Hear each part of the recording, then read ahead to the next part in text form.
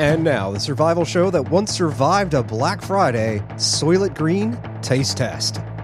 In this episode, we sit down with AK-47 legend Jim Fuller of Rifle Dynamics. He's going to set us straight on all things Kalashnikov. Howdy, and welcome to In the Rabbit Hole's Urban Survival Podcast. This is episode 152. I'm your host, Aaron, and you are in the rabbit hole, safe and sound.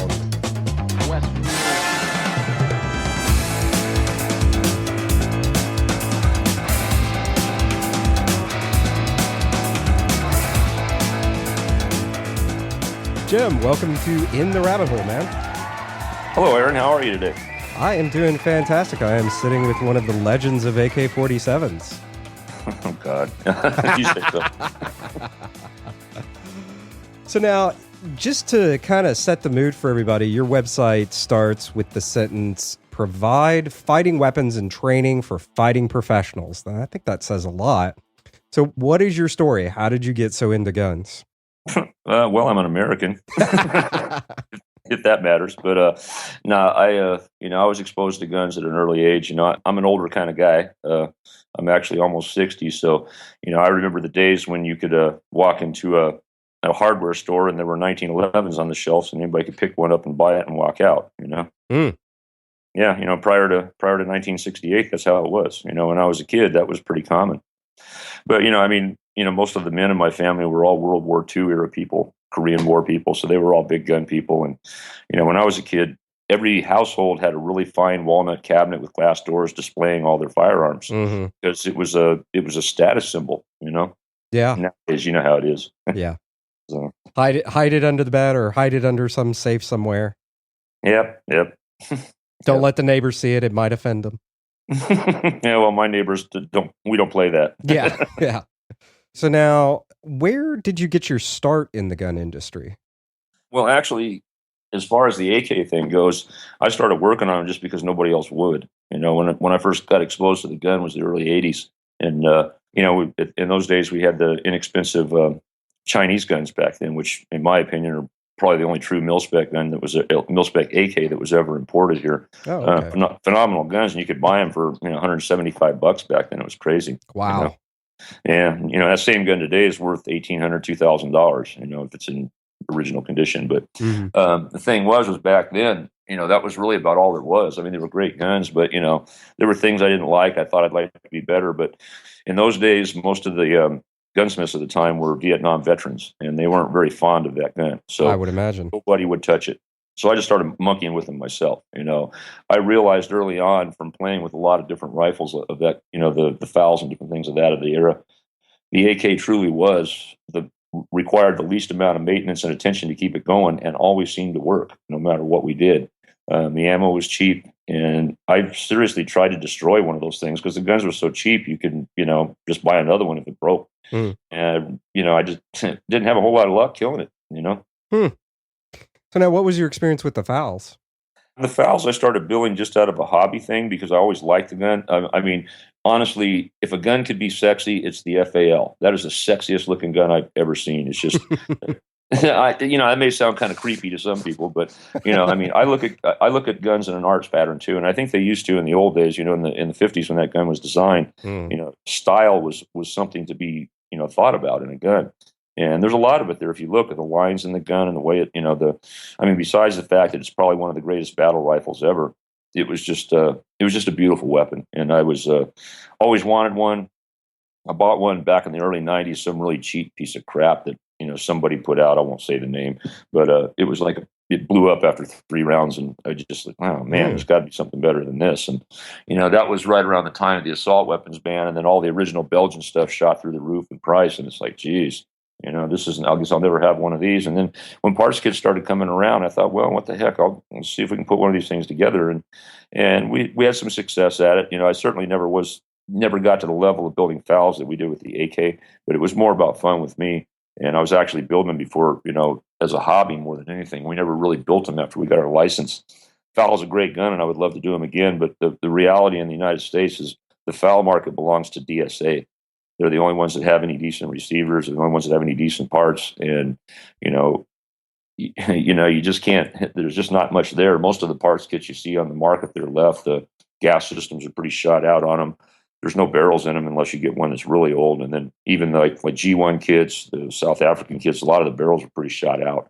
So you're looking at buying a new barrel from DSA if they got one to spare. When they're selling guns, they're not really willing to sell parts, I think, to people that want to build guns, if you follow me there. Mm-hmm. Yeah, certainly. But all in all, I love the rifle, and occasionally I'll have a friend, bring one by for tune-up or whatever. But we don't actively work on them anymore just because you can't get, it's really hard to get the parts, and it's just too expensive, and really, frankly, too out of our realm. I mean, we're really focused on AKs these days, Yeah. Heck, even getting a FAL out of DSA is kind of hard to do. I've heard. Yeah. I haven't tried to buy one from them, but I have tried to buy barrels and receivers, and it can be frustrating. I had one on order for about 6 months a few years ago. Did you ever get it? I did actually end up getting it. Cool. So everybody, and you talked about this a little bit a few minutes ago, to circle back to the AKs, the durability of the AKs. Mm-hmm. And I guess that speaks to, we get more into the durability in a moment, but for you, in kind of a broad sense, what makes the AK-47 so special and endearing to you that you wanted to focus on that? Well, from the paradigm of the fact that I really only care about fighting rifles. I don't really hunt. I don't mind it. I don't care that people do, but it's not something I do. I'm not a sniper. My eyes aren't that good. I don't have the patience to try to shoot something at 1,000 yards or more. I purposely focus on close-range fighting guns, and that's where the AK really shines. 300 yards or less with a 7.62, and even beyond that if you really can shoot. And of course, with the 5.45, you can reach out 500, 600, even 700 yards for the guys that can really run a trigger. But the bottom line is the design of the gun, the loose tolerances, the tapered case of the ammo that it uses is really what makes that gun such a reliable gun for fighting with. Now, people will say, well, it's loose, sloppy tolerances, so it's a piece of shit and it can't be accurate. Well, combat accuracy is measured not by a single hole, one single ragged hole that you shoot 10 rounds through. It's judged by how fast you can get as much metal on meat as possible. And that's what the AK does as well. And in a lot of senses, like I came up as far as rifle marksmanship through the Appleseed program, and that was shooting to a 4 MOA standard, which still takes you out to 500 yards, and you can still pump every bullet into a person at the end of the day. And so that makes sense from an AK standpoint, as far as being sort of a rack grade accuracy, it gets the job done. Well, even, most people are really surprised to know that the Army only requires a standard service rifle to shoot 4 MOA. Mm-hmm. A well-built AK will shoot will shoot way less than that, 3 to 2 MOA or even less with good ammo. Oh, wow. So, okay. Yeah, that was going to be... So it's really, the guns were never intended to be, target shooting guns. That's not what they're for. They were intended to be able to get a lot of metal on a man-sized target as fast as you can without failing. Mm-hmm. That's the purpose of the gun, and it does it well. So now that was going to be one of my big questions as far as... I know where this is going. Well, no, not that one yet. But as far as the we'll come to that one in just a moment. And I think everybody kind of knows where we're going with that. But as far as to hang on the accuracy for just a moment, how accurate are they typically, and how accurate can they be made to be without interfering with their durability and reliability? Actually, it's pretty amazing. Most of the time, what people don't realize is that if you got a gun that's shooting 4 MOA, just your standard rack grade AK and is shooting 4 MOA, if you go out and spend the money for some decent U.S. made quality ammo, I guarantee your group size will be cut by 30% or as much as 50%. Because most of the problem with big groups of those is just basically surplus ammo is just not that good. Okay. I mean, it works, it goes bang, it's cheap, and we all train with it and we all use it. But my go-to guns run Corbon DPX rounds in them because I can get 1.5-inch groups out of that ammo. Oh, wow. Okay. So now, is it an issue with just sloppy bullet seating, or is it an issue of the steel case versus brass? What causes that? No, I think it's more about the bullet weights, the shapes of the bullets, and the powder measures. That you can take 10 rounds of, and I'm not bagging on Wolf ammo. It's made for what it's for, and in war it would do perfectly fine. But you could probably take 10 rounds, dump them out, and measure the bullets and measure the powder, and probably get quite a few different measurements. Oh, wow. Okay, so it's a pretty inconsistent build. Yeah, if you talk to a reloader, any of them will tell you that consistency is the key to accuracy. Mm-hmm. Yeah. So it's you find a load that the gun likes and you use that load consistently, the gun will perform well. But there's not a lot of consistency in that ammo because it's just made to be bulk ammo for people to shoot a lot of. That makes sense. Yeah. Now, as far as the durability goes, is that the stuff of urban legend? Is it as durable as people say it is? A true mil-spec AK will just run and outlive the cockroach. Well-built AKs, pretty much the same thing. Most of them will run longer than the barrel life. If you can rebarrel an AK 2 or 3 times, if it's a good gun, and get 100,000 rounds out of it. Particularly if you look at the U.S. market, where most of them are semi-auto guns, and they don't see near as much wear and tear as a machine gun, which is what a mil-spec gun is. There's a huge difference in heat and pressure between semi-auto and full auto use. And the original AKs were designed to be full auto guns. That's why they had cold hammer forged barrels. And they were just built to be able to take that kind of abuse, the heaviness of the parts, the thickness of the metals, the type of heat treating that goes in. There's a lot of stuff that most people don't even think about that goes into being a heavy mil-spec gun. Most of the guns you see on the market today, and I'm not bagging on anything, but they're made for the American market, and they're not really true mil-spec AKs. The Saiga, the Arsenal guns, they're all excellent guns, and they will work just fine. But when you compare them to a real mil-spec AK, they are not the same, mainly because they don't need to be, for the American market, because people don't put that kind of abuse on them. Yeah. But there is a difference, and people don't really know that, because most people, let's face it, the AK is still fairly new to a lot of people in this country. Yeah, I mean, I include myself in that. It was funny. I was having some trouble, I'll admit, coming up with questions for this show, because I was like, usually I know quite a bit about whatever the topic is I'm interviewing on, so I know enough to develop intelligent questions. And this one, I was like, man, I've become very interested in the AK recently, but I just don't know enough to really get inside of it. Although I with your excellent help today, I think we'll definitely do some fun stuff. Oh, yeah. I'm glad. I love this stuff, man. I can talk about AKs all day long. Awesome. Well, Jim, let's pause here for a second for a quick message. Become a supporting member of the ITRH Roving Horde Armada. Visit itrh.net today to learn about all the member benefits. It's a lot more than just getting access to the show archives. Members get a free copy of the book, Owning Your Survival. Access to every episode ever made by ITRH, including one from a famous knife maker that was never aired. A special ammo inventory spreadsheet for those of you who are just as OCD about your ammo storage as I am. Private encrypted forums. An invitation to the new secret private Armada Facebook group. Coming in January, a special members-only newsletter and monthly survival group mastermind /telehang. This is our way to connect with others no matter where you are. And at as little as $2.50 a month, you'll be helping to keep In the Rabbit Hole safe, sound, and on the air. Again, visit itrh.net today to become a supporting member. Now, back to Jim. So what are those differences that the American market is not really picking up on necessarily? Well, it's not so much the fact of worrying about it. What I'm trying to say here is that the guns are not necessarily not going to last you a long time. I mean, now I'm talking about from a survivalist standpoint. A guy's got his gun; he wants it to be his go-to gun. He wants it to be that. An Arsenal, a Saiga, any of the good quality AKs on the market are going to do that for you. The point I was trying to make is they're not really true mil-spec AKs because they're not made to be machine guns. They're made to be semi-auto guns.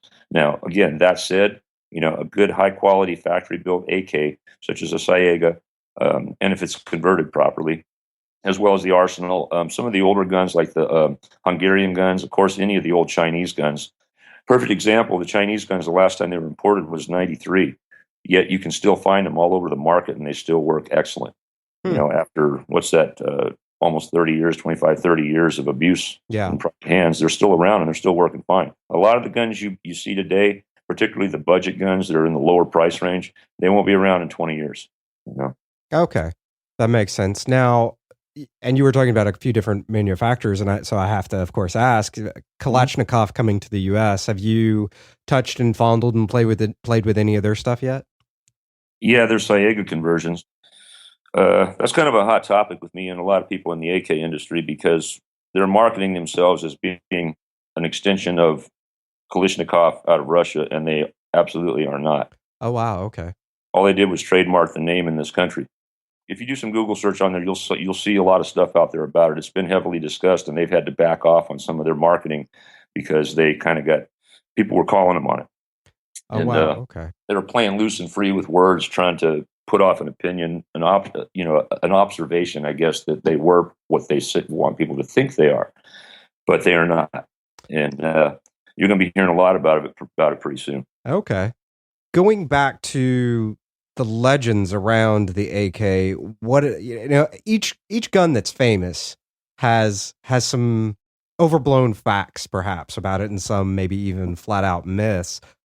What are some of those around the AK that it's like, yeah, it kind of does that, but maybe it's been overblown, or things that are just flat out like, yeah, no, you can't put 100,000 rounds through this thing without cleaning it and oiling it. What? No, you can't. I actually, I built one of my early machine guns. I built it was a AKS-74U, and we built it and did a 10,000 round torture test on it. And we built it with no cleaning, and it survived it. Never had any problems with it, but it did do a lot of corrosive damage on it. And now keep in mind here too, in the desert, we don't have a lot of problem with corrosion because we're not a moist environment like some other places in the country. This probably would have been a lot worse had we been down in the south or in the eastern seaboard, someplace where you got a lot of humidity. But bottom line, it really didn't hurt the gun that much. As a matter of fact, that gun's over 100,000 rounds now. It's on its fourth barrel, but it's still kicking. Oh, wow. And, but the thing is a lot of guns that there are. And particularly in this country, because a lot of the stuff being manufactured here is not being manufactured to original factory specs. People are producing parts out of castings instead of being milled out of billets or made from forgings, which are much stronger. And there's a lot of problems that people are having with parts cracking, grenading, just mainly because they're just trying to make things as cheap as they can to get stuff on the market and make money on it. Yeah, I'm being a little elitist here because we do take it seriously and we try to build the best gun we can. That's why our stuff costs so much money. And we do need the budget guns on the market. But a lot of these people are putting out guns that really are going to do a lot of damage to the reputation of the Kalashnikov. Now, is the Kalashnikov the god of all will never die guns? No, they have problems. Occasionally they'll have malfunctions. But to be honest, and I've spent a lot of time pushing triggers on a lot of different guns, these guns malfunction way less than anything else. What are some of the other myths around the gun that you've heard over the years? Well, the bad accuracy myth, and we kind of just talked about that already, because if you're expecting the gun to shoot one ragged hole at 200 yards, you ain't going to get that out of it. But if you're expecting it to do what it was designed to do, you're going to get 3 MOA out of it, even with shitty ammo. And that's what you need. I mean, think about it. The thoracic cavity of a human is what you're shooting at. At 300 yards, a 3-inch group is 9 inches. Is that on the body? Yep. And that's what you're looking at with that. So you have to look at it out of the proper paradigm. So is it really inaccurate? Well, yeah, to a target shooter, it is. But to the guy that just got hit with it 150 yards away, he ain't guessing it ain't accurate. Yeah. He doesn't have much to say at that point. Exactly. So now we have to go down the obvious cheesy rabbit hole. What are the advantages of the AK over the AR-15? I know. You warned me ahead of time you're going to go there, but that's okay. It's a common question with this gun. The standard thing I can say, and we kind of already touched on half of it talking on the AK, the AK is not as inaccurate as people say it is, and the M4 is not as unreliable as people say it is. A well-tuned, good quality M4 that's taken care of runs and fights just as good as anything else out there. There's the people out there that will say, oh, they're pieces of shit. They jam all the time, blah, blah, blah, and again, a lot of that goes back to the early Vietnam days. Yeah. They were. And, but the guns come a long way over the years, and it's you get I've got a couple of M4s that are just phenomenal. The guys in the shop built them for me because if I tried to build it, I'd probably screw it up with a hammer or something, but I work on 40s technology, not 60s technology. As far as comparing the two guns, they're both probably they're the premier fighting rifles all over the world right now. There's no guns more in use than those two guns. So that should tell you right there, they both have their place. You can say that, well, the AK is not as accurate at distance as the AR, but now you pick up a 5.45 AK and try that, or against an M4, you're going to give that M4 a run for its money. We've proven it time and time again. I built a 10-inch crank in 5.45 for Travis Haley. He hits targets at 600 and 700 yards with that all day long and never misses. Wow. Again, it's more about the person pulling the trigger and how the gun is taken care of. and how it's used, as opposed to they're both good fighting rifles, and either one would serve anybody well. Mm-hmm. When it comes to steel case ammo, because that's, I mean, I've actually seen stuff where they've run it through an AR and they did a comparison and stuff like that. It actually wasn't as bad as a lot of people think. But so much of AK ammo, as we talked about at the beginning, the bulk stuff is steel case.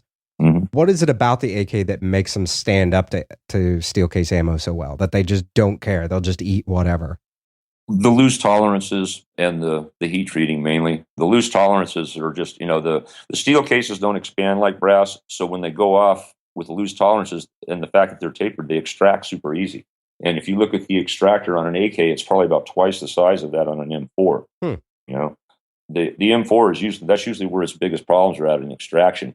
And particularly if you try to use steel case ammo, because the little extractor on the M4 bolt, it wasn't meant to take steel case. I mean, it'll do it, but I think it puts a lot more wear and tear on it than brass case does. Mm-hmm.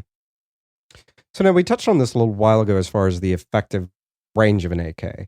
Mm-hmm. And so what did you say that was 300 yards? Yeah, most 7.62 AKs can make hits out to 300 yards or beyond with good ammo, and if you're a good trigger puller. The arc of the bullet at 300 yards is starting to drop pretty good. So beyond that, you're kind of lobbing the round in. It's more, some more like you're shooting mortar rounds than you are, But it hits, right? Yeah. And speaking of, that makes me think of the 300 Blackout, which seems to me to be so close to the AK round. Have you played with that? Yes, we have. We recently did a series of guns with Silencer Co. Where we worked out a way to suppress the AK, and we're actually pretty successful at it. And we're doing some in 300 Blackout now. And the ballistics are very similar between the two. I mean, I've often heard it said, well, why use the 300 Blackout if you got an AK? Well, the 300 Blackout, if you like suppression, is a superior round to the 7.62 39. There's better loading. There's different loadings for it where you can get subsonic, and you can really make the gun quiet. It's definitely a worthwhile round, but again, thinking of it in a purpose use. If you wanted it to be really, really quiet, as in subsonic, like the AKs we did with Silencer Co., you're still going to get the crack out of it. We just worked on making the gun cycle properly and eliminate some of the noise coming out of the gun as opposed to just out of the muzzle. And that's kind of where that's at. But 300 Blackout definitely shines when you're trying to suppress something. Mm-hmm.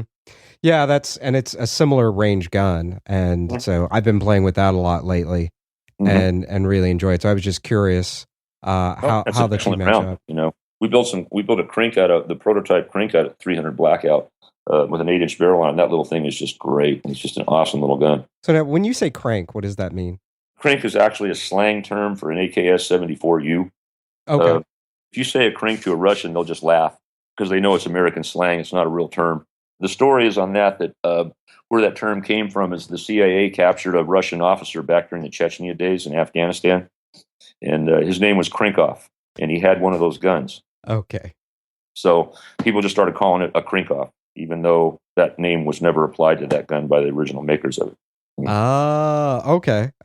I got you now. I think the affectionate term there is Suka, or Suka or Sucka. My Russian is terrible. But it means little bitch in Russian. Nice. So, hey, it is what it is.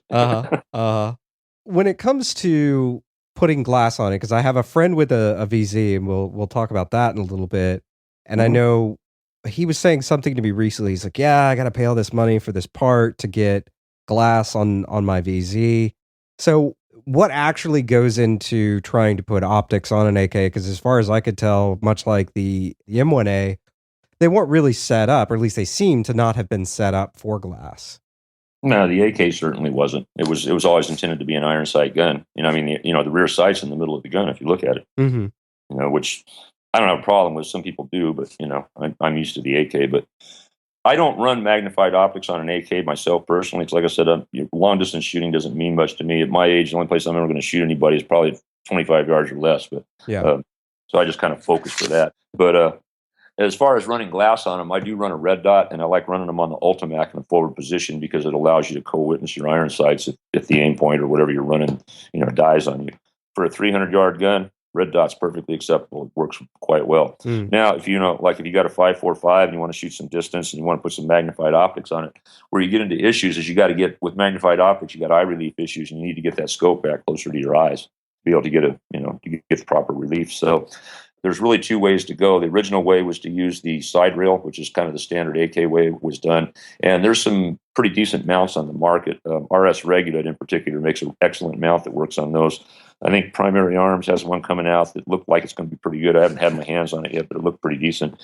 Most of the old ComBlock ones that were available were big and clunky, and they required adjustments to get them right. And I never was really fond of those, but I'm a lot more fonder with the more modern stuff like from RS Regulate. So you can do pretty good with that. They have a lot of different, for the side rail thing, they have a mount for that, and they have a lot of different attachments that go onto it, whether you want to run a red dot, whether you want to run a magnified optic, whether you want it forward mounted, backward mounted. You can go to their website and look at it, get an idea. The other things that were popular is the Zenetco stuff, which has the railed top covers. Those are pretty cool too, but it's a very, very expensive proposition to do that to your gun. The whole setup to do that is like $500-$600 and requires a gunsmith to put it in. So you're probably going to be, $700-$800 or more just putting that on a gun to be able to run an optic. Oh, It is wow. a good, solid optic base. They work excellent. They add a lot of weight to the gun, and they are expensive. So Okay, so it's not like the foul dust covers where you put it on and darn near every time you open the gun you have to re-sight in the optics. well, the Zenetco ones, it'll swing open just like a hinge top cover on a crank wheel, and they'll go back to zero every time because they're made that well. There was another one on the market, and I'm not going to mention the name, but they started out pretty good, but because they were made out of aluminum, they started to work loose after a while, and then eventually they would end up quit holding zero. But the Zenetco stuff is steel, and it's pretty solid, and the way the hinge mechanism is built on that thing, it's like a frickin' tank, Hmm. So it's when they lock up good, and they hold zero. So and I've seen those things abused quite a bit, and they still manage to hold. I would imagine the scope would probably get broke before you could knock the zero out of it. Yeah. Okay. So now we were talking a little bit a while ago. You were talking about the Chinese imports that weren't on the market anymore, and there's all kinds of other imports. And I guess for someone looking for that budget AK, like we were talking about a little while ago, what is actually out there that's, for lack of a better term, worth the shit? I would say probably the best deal, and if you shop around, you'll find it, is a Mac 90. Because a Mac 90 is a Chinese AK, but it was the ones that were produced after 90 after the 89 assault weapons ban. So they came in with thumbhole stocks, and the barrels weren't threaded. And they don't look like an AK, like the standard AK looks, but that's a mil-spec AK underneath all that goofy looking stuff. And you can usually pick those up for about $600 or $700 if you look around on Gunbroker. Oh, okay. But that's a really, really solid gun with a good chrome line barrel, mil spec parts, and like I said, you can pick them up cheap. The older Type 56s that were not band type guns, they go for quite a bit more depending on the condition, anywhere from $1,200 up to $1,800 for the collector types. But again, that's a really good solid gun. Mm-hmm. Knowing that you can get one of those in that price range of $600-$700, I think the Mac 90s are probably the best bang for your buck, even if it was made in '93. If it's in decent shape, that's going to be a gun that'll last. That'll like I said, outlive the cockroach. Okay. Some of the other things I've seen, DDI, Destructive Device Industries, that's what they are. I actually recently picked up one of their milled guns, which go for a fairly reasonable price. They're, I think around $700 or $800, and it's actually a really nice gun for the money. I was pretty impressed by it because it was put together well. It looked nice. They used all Bulgarian parts in it, and just a really decent gun for the money. Okay. You've mentioned the AK-74 a few times. What is the difference between the AK-47 and the AK-74? Well, mainly just the caliber. That's when the 74 was when they switched over to the 5.45 by 39 caliber. More in line with they're basically copying what we were doing with our 5.56. They wanted a smaller round that guys could carry more ammo, better at distance, blah blah blah blah blah. And it is. It has a lot. It has a flatter trajectory, so you can get a couple hundred more yards of accuracy out of it than you can out of a 7.62 round, and you can carry a whole lot more of it. And honestly, the 5.45 magazine design that they did and the stripper clip system they did is probably the slickest one I have ever seen, and the one that's the most easiest to use. So they actually put a lot of thought into that, and they did a good job with it. They stayed with their tapered case, because that was so successful for them with the 7.62 round, and that's what they got. So now that's pretty interesting about the 74. And I brought up the VZ earlier, and I have a friend who is primarily of Czech descent. So he's, of course, all hot and bothered by the VZ 58. But what is the actual difference between the AK and the VZ? A lot. Okay. I mean, seriously, other than the ammo, they're not the same gun at all. You know, and again, I'm not poo-pooing the VZ. I own one; it's a pretty decent gun. It's probably, if anything, if I was going to compare it to any comm block gun, it's probably closer to an SKS than it is an AK. Oh, okay. You know, I mean, the way the bolt works and stuff like that inside of it. You know, they're a decent gun. There's nothing wrong with them at all. The one I got works fine. My biggest complaint about them is probably the magazines, or they're pretty lightweight magazines, and I've managed to destroy a few of them to where they wouldn't work pretty easily. But that's just one aspect of it. I love the Czechs, guys. I just built Scorpions. I love Scorpions. They're awesome guns. You guys make some great guns, so don't get mad at me because I like the AK more than the VZ. Now, I know a lot of people like... And that goes to the Canadians, too. That's all they can have. They can't have real AKs. Yeah. Now, people like I guess one of his big things was that it has the bolt hold open feature, but there are modifications to the AK that the AK can do that too. Is that true? I've learned how to run them without a bolt hold open, and I don't need one. Again, it's kind of the difference between the Western thought versus the Eastern thought. And they're different. If you train with comm block guys, military guys or whatever that have had Eastern Bloc training, you'll find that they have different methods to operate that gun. And if you do it their way, it's really not that hard to do. Okay. We here, you can't break your firing grip, or you can't do this, or you can't do that. Well, yeah, you can. Or yeah, you may not have to if you do it a certain way. It's a training issue more than anything else. I don't know. Like I said, I've never had any problem running it the way it is. And it's funny too, because people say, well, what do you do if you're a left-hander? Well, actually, a left-hander has it a lot easier with an AK than anybody else. But as far as the bolt hold open, I mean, I understand the process of it. There are a lot of guys that use the bolt hold open mag, but if you think about it, what does that give you? As soon as you pull it out, the bolt closes. So, I mean, other than the fact that it tells you that the bolt has locked back in a mechanical fashion, but myself, I've shot AK so much, I can tell if the bolt goes home and there's no round. I mean, I can just tell by the way it feels when the bolt goes home, but that's from years of pressing the trigger on it. Yeah. I think the other thing, too, is at the end of the day, you pull the trigger and it doesn't go bang, it's... Yeah, and you rack the bolt and it'll go bang. Yeah. I mean, that's the malfunction clearance for an AK. Rack the bolt. Didn't work, change the magazine, rack the bolt. Done. That's the malfunction clearance for an AK. They generally, that'll fix just about anything that'll stop an AK if it stops. Now, before we started recording, we were talking a little bit off air about ammo and long-term ammo storage and stuff like that. I know with a lot of different calibers, there is corrosive ammo, and particularly with the AK, there's a lot of corrosive ammo out on the market. And most people just avoid it like the plague without ever even really thinking about it and why it existed, or, maybe perhaps they just think, oh, well, it's better technology or whatever. But there is a real advantage, you were telling me, that it actually stores for longer. Yeah, particularly for your main audience here for long-term storage. The spam can stuff, I mean, I've opened spam cans from the 50s and the ammo is perfectly fine. The way they seal that stuff up, and the fact that it's corrosive is the reason that it'll last so long, because there's, the stuff they put the salt in the primer or whatever else it is. I'm not a chemist, so I can't tell you everything about it, but I do know that it may be corrosive, but that's why the ammo will last 50, 60 years, Like I said, I opened up a can of Bulgarian ammo from the 50s recently. It was a 7.6225, and stuff ran fine. No problems at all. Particularly if you're running comm block stuff, there's a lot of that stuff available. You can buy in spam cans for long-term storage. I highly recommend it. I can attest. I've opened old cans; they work fine. Cool. And are there any special considerations people have to take into account when they're cleaning after using corrosive ammo? Yeah, clean with water, warm soapy water, cold water, whatever. Even the Russian arms manual says if you've been in a fight, as soon as you get to a stream, dip the gun in the stream, dry it out, and go back to work. Water is what stops corrosion, bottom line. You can put all the fancy gun oils, anything you want in the world, but it's water that dissolves the salts, and that's what's going to stop the corrosion. So just pouring water through your barrel, through your gas system, cleaning your bolt face, cleaning your gas piston, gas block, things like that with water, then dry it out really good, lube as normal, and that the corrosive ammo makes no difference. But one thing in particular, if you live in a humid area, you have to be very meticulous about cleaning that gun, because humidity makes corrosion grow 100 times faster than it does where I live here in the desert with low humidity. Yeah, being on the Gulf Coast, I can attest to that.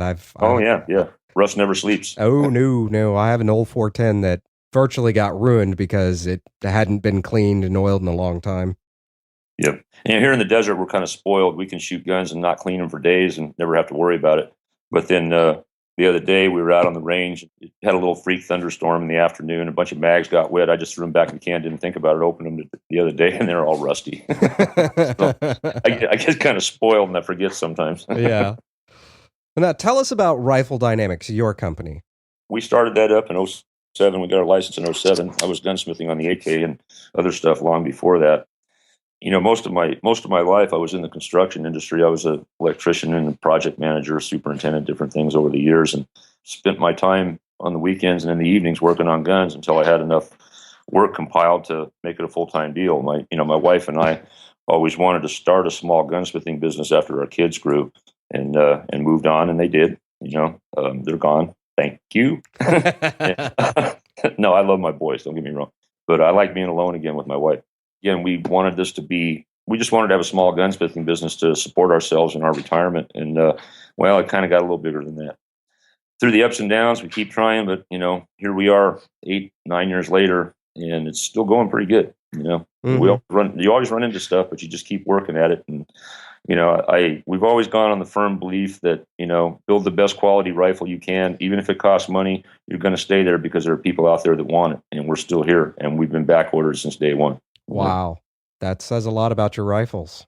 Well, we take it seriously. It's a core belief that people don't buy these guns to target shoot. They buy these guns to protect their life. Mm-hmm. And I take that very seriously. That's a personal ethical code with me. I don't think I could continue in this business if somebody ever lost their life or were injured because the gun that I sold them failed. I seriously take that more seriously than most people would take anything. I can't really put it in better words than that. But I do believe that's the main reason that we have succeeded the way we have. The other thing is everybody that works for me, they're shooters first before they're gunsmiths. We all take that mantra pretty hard because shooters know best what that gun needs to do and how that gun needs to feel and how that gun needs to operate. And we take that information and we apply it to how we build those guns. Therefore, shooters like what we do. Mm-hmm. And that's a big difference. The guys that are a gunsmith's worth, they're looking for real clean, tight lines and real perfect stuff, this and that. And, our stuff's pretty clean looking too. But we know where you have to be sloppy and we know where you have to be clean. And we know how that works for the guy that's using that gun to fight with. So our guns are purpose built to be lightweight, fast handling, and very effective under the hardest conditions. High round counts in a short amount of time. They can take it because we test them that way. Very cool. Now, something we hadn't covered, which is, and I think this is really neat, and not many companies actually do this, but you actually offer classes for like armorers classes and stuff like that. Tell us about those. Well, yeah, the armorers classes, we do a one-day armorers class, and we also do a 2-day armor and familiarization course where it's 1 day of armor and then 1 day on the range playing with all of our different variants of AKs. Those classes we've put tons of military and police through those classes because they don't get a lot of education on the AK, and they can come and spend a day or two with us and walk away pretty much being experts on how to not only deal with the gun, working on it wise, but running the gun as well. And they learn the proper ways to handle the gun, the proper things to look for if something's going wrong with it. The cops like to take the class. We just did one for our local agency here recently because they just wanted to be able to spot the differences in the variants, be able to tell an illegally converted gun from a normal converted gun, what the paperwork should look like. So these classes have been really valuable in that respect, as well as for the private citizens. I mean, we do the classes as well for private citizens, and they fill up well. But what's really been a boom for us has been our build classes, where we bring people in and teach them how to build a gun, and they end up taking home the gun that they build in the class. Oh, neat.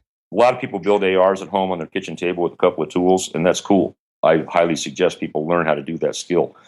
AK is not that easy. There's a lot more to it. It requires a little bit more specialized tooling to do it right. So it's not as easy of a deal, but at the same time, when you learn how to do it, you're going to learn skills and abilities that far few people in this country have anymore. I mean, we often joke around the shop that building an AK is more like blacksmithing than gunsmithing because, frankly, it really is. Huh. So, but in the build classes, the people learn how to do it. They get all the information on where to get the tooling at. They get all the hands-on work. They work one-on-one with the, when they're riveting the guns together, when they're pressing their barrels, they're working one-on-one with me or one of our one or two or three other instructors, our mechanics in the class who are all solid guys. And they get a lot of one-on-one attention in a lot of ways. They get hands-on attention in how to zero the gun, how to run the gun properly. It's not really a firearms training class, but we do spend a good half a day on the range zeroing and test firing the gun, so they have to know how to handle them. Because we get a lot of beginners in there that aren't really good shooters, and they don't know this stuff. So they walk out of there going, my God, I never realized I could be this much in control of a weapon I built myself. And it's a really, really positive feeling when you have that, when you know how that gun went together, every rivet and every little piece in it. You have a lot of confidence in that gun if that gun is going to be your go-to gun. Mm-hmm. So that stuff has been really, really popular in that respect, because we've actually started a few AK companies that came and guys that came and trained with us and went out and started their own companies, and I'm proud of that. Oh, that's nice. One of the things I wanted to do when this started to take off was like, okay, this is going to take off. I want this to be an honest industry. And we have seriously worked at trying to make this an honest industry, make people build good guns, teach people to build good guns, because there's not a lot of people that were doing it right. And there's still a lot of people that aren't doing it right. But we're breaking that mold, and we're bringing this gun into the prominence it should be in this country. That's why we do these classes. And it's also a way of giving back. People support us. They buy our guns. It pays my bills. And I'm really happy with that. I ain't getting rich, but if I can give something back and help somebody else start their business and expand this industry, that's good for all of us. I may be kind of old school on that, but that's the way manufacturing used to work in this country, and it still needs to do that again. Agreed. I don't really worry about the other people so much that are building guns. I worry about what we're doing because I worry about my customers, because they're coming to me for peace of mind in that gun that they're buying for their safety. So we take it like that, and that's the same way we teach this class. We teach people the responsibility. My dog's barking. Sorry. That's okay. Nobody minds a good dog. He's a good dog, too. 90 pounds of trouble sometimes, but he's a good dog. But I think you follow where I'm going with all that stuff on the build classes. It's a good education. A lot of people will say, wow, that's a lot of money. But when you consider you're getting a gun out of the deal, the gun you get out of the deal is the same gun we would sell for $1,300. Wow. So when you take the class, you figure you're getting that gun, but you're also only spending about $500-$600 to learn how to go back and build as many more as you want. Okay. And now you also have a 3-day operator training class. What is that? We've actually suspended that class right now, and we may put it back up. But because most of the people that are coming to us, we really want to focus more on just getting people established on the AK. If we do that again, we're probably going to be bringing in more advanced instructors to teach it, because, like I said, I'm almost 60 years old, and I can't do this stuff as well as I used to. I gotcha. We're reformulating that, and I'm bringing up some new guys to train to teach that class again. Because once again, I'm pretty good at this stuff, but I'm old. I don't do it as well as I used to. I work with a lot of older styles that a lot of people don't do anymore. So again, we always try to put the best thing forward. And I've got some hot dog guys that are coming out to be running the classes pretty soon here. Mm-hmm. Awesome. That's cool. Jim, I'm really into suppressors, like a lot. And Silencer Co. has become one of my favorite companies for that. Well, now I understand you guys have been working together with them to do some really cool stuff with AKs and suppressing some AKs. Yeah, I'm not really a knowledgeable guy on suppressors. I mean, I understand how they work, but they might as well be a car muffler. It's not my science, Yeah. And I always wanted to do something with the AK, because the AK is an incredibly hard gun to suppress, because there's so many places that noise comes out of that gun. And the fact that it's overgassed and all kinds of issues, that it's not a suitable gun for suppression. So I always wanted to do it, but we tried throwing suppressors on them, the gassing problems and different stuff. But anyhow, Silencer Co. came to us and says, "Hey, let's try this project together." And between their knowledge, and believe me, I truly believe those guys are the industry leader in this stuff. Not just because we're working with them on this, but man, I learned so much about suppressors that I just had no clue that it was that much of a science. Like I said, I thought it was just like a muffler on a car. Yeah, no, it gets complicated. Yeah, but their engineers, helped us with pressure curves and things like that to help us understand how we could change the gun itself to work well with or without suppressor. Because most AKs, if they run suppressed, they generally run suppressed only, or the other way around. Because it's the fact the gun's so overgassed, it's very hard to get them to run comfortably with the suppressor on. I mean, if you run a suppressor on a standard AK for about an hour, your face is going to be black from all the carbon and stuff being thrown back on you. I guarantee you, that's just how it is. So the challenge was, alignment, because a lot of AKs don't have good bore concentricity, which means you can get bullet strike. So we had to come up with better ways of attaching the suppressor and threading barrels and things of that nature with the AK, which we did. We worked that out. And then the big thing was the gas system, was how do we balance this gas system so it'll run well with a suppressor and run well without a suppressor. And that required a whole lot of things. We experimented with a lot of stuff over a 6 or 8 month period until we came up with a formula of things between spring weights, expansion chambers, piston lengths, gas port sizes, and a few other things, gas cutouts, and a few other things that we did until we found the right combination of things that would allow that gun to run without a suppressor, but run very comfortable and nicely with suppressor, and no significant shift in impact, a bullet impact on the target. And it worked out quite well. A lot of the noise in an AK comes out of the action when it opens up, because the action opens so fast. Well, okay, how do you look at that? Okay, I need to delay the action opening until most of that sound goes out the front. Well, that's what we did. We found a way to do that, and we did it. So when you fire one of these guns, it's only a few milliseconds of a delay, and you can't notice it yourself, but that few milliseconds allows the sound to go forward instead of in your face when the bolt opens up. Okay. So there's a lot of tricks we did there that I think most people never even considered before. And my guys in the shop, Mike, who is just a suppressor maniac, and of course Billy, who's just a phenomenal dude. And today was Billy's last day, which I'm sorry to say, but he's on to bigger and better things, and you'll hear more about that in the future. But between the three of us working on these things, it was quite a project, and it was quite a rewarding thing when it was all done. And we're really proud of the fact that we were able to take the AK to where nobody else has ever taken it before like that. Because it's when you shoot these guns, you know it's like, my God, I've never shot an AK suppressed like this that felt like this. That's what we do. We find the best way to do it. Very cool. Well, Jim, man, I really appreciate you coming on today and sharing all of your knowledge. I definitely learned a lot, and to be honest, it was a little bit of a selfish interview because I also really wanted to get to know AKs better as I'm starting to consider them, and we have a few mutual friends in common, so we were able to get this show together. But yeah. How do people get in touch with you and make it out to these classes and maybe ogle and perhaps even purchase one of your rifles? Okay, well, our website is rifledynamics.com. Our main email address is info@rifledynamics.com. You can ask any questions there. Of course, you can call us at 702-860-7774. We still use telephones.